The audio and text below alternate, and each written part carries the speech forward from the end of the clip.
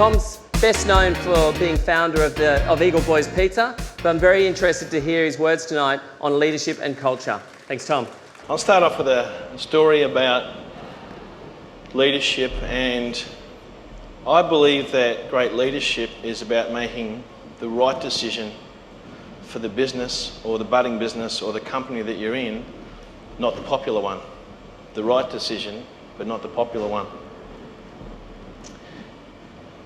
In 1989, I just opened my second shop in Wagga, in country New South Wales. And it had been open about a year and it was trading well. And we started out as a regionally based home delivery pizza business. And I sat down and thought, how can I build this company? How can I grow it? I have to duplicate it. We have to entirely change what we are. We have to go out of being in the pizza business. We need to get into the people business. We need a franchise. And the first guy to buy the franchise, or come in to buy my franchise, was a fellow who'd been working in retail for some years, and he started working beside me, and his job over the next 2 weeks, the next 3 weeks, was to learn how to run the Eagle Boys franchise. My job was to teach him. And after about a week, I found that he started coming up and asking constantly dumb, stupid questions. And it was like having a 15-year-old apprentice there that just couldn't grasp the whole concept of making common sense decisions. And it's retail. So I pulled him aside and I said, Graham, it's retail. It's really simple. Customer walks in the door, you look them in the eye, you acknowledge that they're there, you walk over, you ask them what they want, you tell them how much more you can give them, you smack them on the arse and you send them on their way.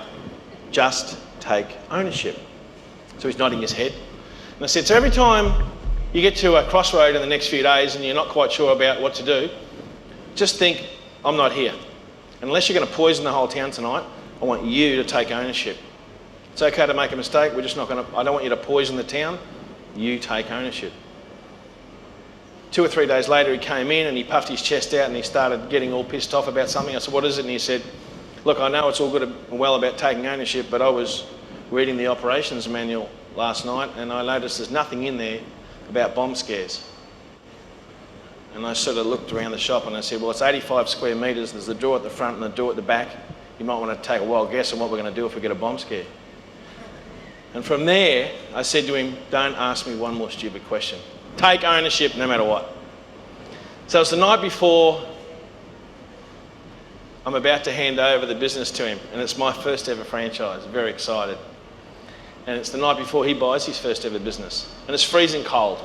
It's about -10 in Wagga, and the fog had settled over town about a month before and hadn't gone anywhere. You couldn't see anything in the car park, and it was midnight. And as I walked out the back of the shop, I had 2 bags of rubbish. And I stepped out the back of the shop to go to the dump master, and as I was walking towards the dump master, a guy stepped out with a 12-gauge shotgun and he poked it in my chest. And he said, step back in the store. So I went back into the store, and this guy had a Spider-Man mask and a large trench coat. And he tied the 3 of us up on the floor. And then he went over to the safe and he tried to open the safe, and he was bashing and bashing and bashing the safe with a 12-gauge shotgun. Couldn't get it open. Spider-Man mask, large trench coat. And he walks over to the 3 of us and he holds the gun over us. And he says, I can't open this safe. And I need the combination now. Which one of you guys is a store owner? And I got my arms tied right up behind my back. And I looked across at this guy lying beside me who was about to buy our first ever franchise. And I gave him a look like this. I went, I thought it was a really good time for him to take ownership right there. Anyway, he didn't. I got up, opened the safe, and off we went. Some years later, when the business started getting some momentum and we had 50 or 60 stores, we got smacked in a really bad price war. And I came to probably the second crossroad in the business. The first one was we were going to be the biggest in regional Australia, and off we went. And we started achieving that, and all of a sudden we started seeing all these category killers come in and do these crazy things on pricing and price wars and so forth. And I remember getting to a stage where the product that we sold, which say was on average of about $12 a unit, had been dropped down to $6 a unit inside 7 months. So imagine whatever you sell, whether it's a product or a service, and halve the price of it over the next 7 months. But your challenge is to go away and remake your business model actually work. And I was the sole owner of the company. I didn't have any directors or mentors around me. 50 franchisees. We had a business model that actually worked very well. And within 7 months, it didn't work. Pizza Hut had come in, slashed the prices, things were going nasty. I didn't know what to do. But everybody's looking to me for leadership. I called in a friend of mine who eventually became a director in the company, and he was a marketing guy. And I said, I don't know what to do. He said, well, let's get out in the stores and have a bit of a look. We walked out to our first store, and it was a Friday night, and there were people lined up. The shop was full of people. It was busy, it was cluttering. There was people jumping around, there was staff flat out, the ovens were full. And the first thing I thought is, maybe we don't have a problem at all. And the first thing Bill said to me is, you've got a huge problem. And I said, what is it? And he said, you've decided in your business to be all things to all people. I said, what do you mean? He said, have a look around your shop. It's full of unprofitable customers. You've bastardised your marketing. And I said, I don't understand. He said, look, your target market is young families. Over here, we've got this third generation unemployed, these guys. These people over here, they're just feral. He said, these guys over here, they're just drug dealers. And he said, and right in the middle there, your target market, they look terrified, surrounded by all these people that aren't normally in your business. And he says to me, you've got a shop full of unprofitable customers. Now, I start arguing with him because there's no such thing as an unprofitable customer. But what we were doing was we were matching all deals at all levels and all prices. And in the middle of this argument on what is an unprofitable customer, a guy walks to the front counter. And he's standing there for a couple of moments, and I thought I better jump in and serve him. And as I walk toward him, I look at him like any good retailer does, and I sum him up because I want to have a chat to him. And he smiles at me as I look at him, and 3 teeth are missing out of the front. He's got his hat on sideways, shirt's all buckled up, tattoos all over one side of his neck and so forth, and his pants are hanging halfway down his backside, and he's got one thong on. And as I'm walking towards this guy, I sort of get into that horrible moment where I look down at this thong, and it's like cleavage. I look at it, I shouldn't be looking at it, I'm trying to look away, and it just comes straight out of my mouth. I said, mate, did you lose a thong? And he goes, no, I found one. And Billy says to me, this is serious. We've got to go back to our business, and we have got to refocus who is our target market, what product we sell, and get very, very clear on what we are doing going forward. We need to know why we exist and what is our major point of difference. I got all the franchisees in a room like this, and their office was up in Arthur Street, Fortitude Valley. And I said, I know the way forward. And they all got excited, and I said, now the first thing we've got to do is lose customers. Let's make that clear. Can you imagine how motivating that is? But it worked. We culled the unprofitable customers, we got the customers that looked after us back, and we drove them back in the door. You can't be all things to all people. If you want to be a leader, you've got to make the tough decisions. Let me wind forward another 10 years. Eagle Boys, 180 stores around Australia, 60 stores in New Zealand, a couple $100 million in sales. Business is doing pretty well. We had 100 staff working in our offices over in West End, and probably 5,500 people across the 2 countries, including Fiji. And my chairman pulls me aside and says, you're feeling pretty good about yourself? And I said, oh yeah. And we started making some good profits. He said, business is doing okay, yeah, blah, blah, blah. And he said, I'm really worried about this company. And I said, what do you mean? He said, I'm really worried about our future. And I said, oh, what are you on about now? And he took me into my office and he pulled out a poster. And he put this poster up, and it was a whole bunch of horses standing in a paddock. And in front of these horses was a zebra. And the zebra was half the size of the horses. And it had this big smile on its face. And John, who's he looks like a bit of a little zebra, he says, do you know what that is? And I said, no, what? And he goes, that's a zebra amongst horses.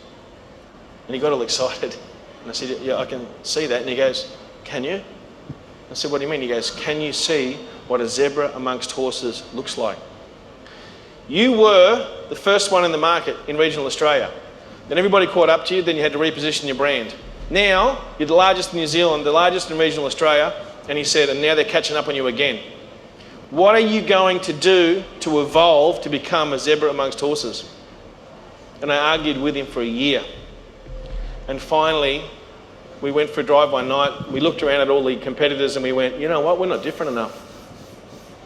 And we spent the next 4 years, nearly $5 million in research, and we came up with one idea to entirely stand out like a zebra amongst horses. And we went to the market and we asked them a single question, or a simple question, what could we do that would make us better than everybody else? And they said, speed. We don't want to come into your shops and wait anymore. So after all these years and all this time and research, we invented, rolled out, and expressly put the 2-minute pizza in the marketplace and started building drive-thrus. And we weren't half pregnant with our offer. We went out and said, 2 minutes or it's free. Can you imagine how the franchisees felt about that? Now, I had a guy ring me from Toowoomba and he said, we're not going to do this 2 minutes or it's free bullshit, blah, blah, blah. And I said, okay, no problem. But what's going to happen is Domino's are going to start selling pizza in 2 minutes in the next 6 months. What do you want me to do then? Because he had such a great business, he didn't believe he needed to change. But there was a 300-pound gorilla about to come over that hill and smack him around the ears. Sometimes you've got to zig when everybody else is zagging, and that was the presentation we took the franchisees and said, forget about everything that's been done in the past. That is the way we've got to go. Our beachhead in this business will be drive-thrus and 2-minute pizzas. By the way, we've been out and trialled it for the last 12 months in 4 markets, and 80% of the customers are taking it up in our peak periods. In other words, they like it. Now, it was not the most popular decision amongst the group, but 50% of them cheered, 25% said, yeah, we're going to go with it, and the others tried to work against it. But the reality is, you had to make the best decision for the business going forward. As the business went forward, and I got to say, after 10 years for me, I needed great leadership. I got a board of directors, I brought in the best people. You've got to pick the right person for the right job. So many times I express this point by saying, look, if you're picking a football team, you've got all the different position players with the different skills. It's the same with your board and it's the same with your senior management. If you haven't got the right people in place to take that plan forward, you're buggered. Strategy for us was clear. If we didn't have a clear, precise point of difference, no matter what strategy you've got, if the market don't like it, and no matter how many good people you've got, it's not going to work. I saw somebody make the comment, or the research before, about how there's not enough marketing. Is that what came up on number 2 point? Yeah, that's total bullshit. As far as I'm concerned, if this is your budget, sit down and think about how you can make that work. Because I can tell you, there is not one company in this world that's going to say, yes, we've got enough money to spend on marketing. There isn't. You have to be smart about how you spend that money on marketing. And I think at our peak, before I sold the company in 2007, we were spending about 12 million on marketing. Sounds like a lot, but our competitors were spending twice as much. The point was we were getting much better return. I've got a minute to go. I want to talk about the 3 gems for me for leadership. Surround yourself with the right people. I love this concept of mentoring, incubators and so forth. I'm involved myself and I've done a couple. And the concept of bringing in grey power and skilled people who can help steer in that direction or save you from 20 years of pain. I've got a few books here and I believe we're giving some out later.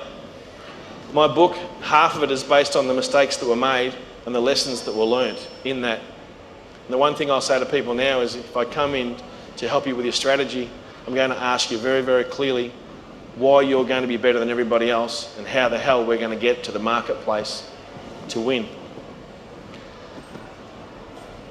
Pick the right team. making sure the strategy's there. And I'll just close off on one really interesting point that hit me a couple of years ago. If you're really relevant today and you're really successful, that's even more scary than possibly growing and catching up on a competitor and taking them by the knees. The biggest thing that I get asked to talk about now is change, and how do companies get their mind around the fact that they've got to change and they've got to evolve. I went and spoke at a conference 10 years ago in Melbourne, Crown. I love going to Crown.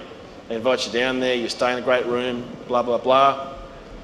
And they said, we want you to come and speak at this conference. It's going to be awesome.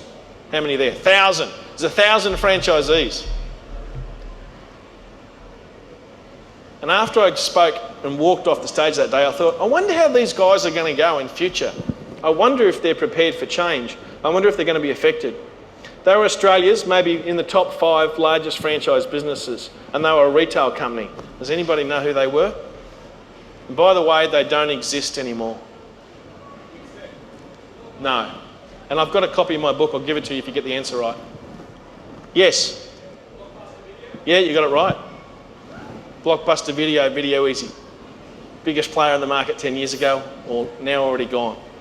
Thank you so much for my 15 minutes with you tonight. Thank you.